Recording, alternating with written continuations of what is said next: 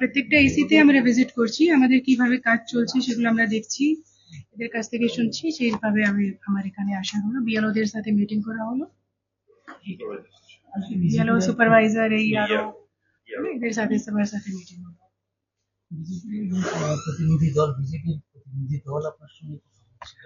যে যে চাই কথা বলতে পারে, আসতেই পারে, আমরা তো সবার জন্য আছি এখানে। ম্যাডাম কোনো অভাব অভিযোগ পেয়েছেন কিনা সেরকম দেখতে পেলাম না। ঠিক আছে,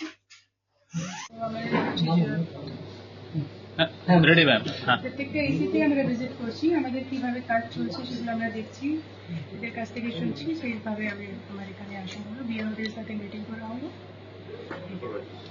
বিএলও সুপারভাইজার এই আরো এদের সাথে সবার সাথে মিটিং হলো।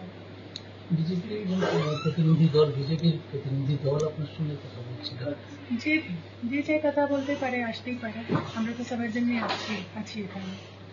ম্যাডাম কোনো অভাব অভিযোগ পেয়েছেন কিনা সেরকম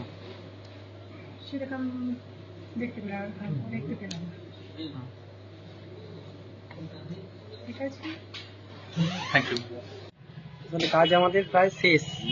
এই ক্ষেত্রে কিছু ফর্ম সুপার চেকিং ফরম্যাট যেটা ইলেকশন কমিশন থেকে পাঠানো হয়েছিল এবং অন্যান্য যে ফর্মগুলো দেওয়া হয়েছিল বা যে ফরম্যাটগুলো দেওয়া হয়েছিল সেগুলো কীভাবে ফিল আপ সঠিকভাবে আছে কিনা এবং যে ফর্মগুলো আমরা অনলাইনে আপলোড করেছি বিএলআর থেকে সেইগুলো সম্পর্কে উনি দেখছিলেন, ভেরিফাই করেছেন।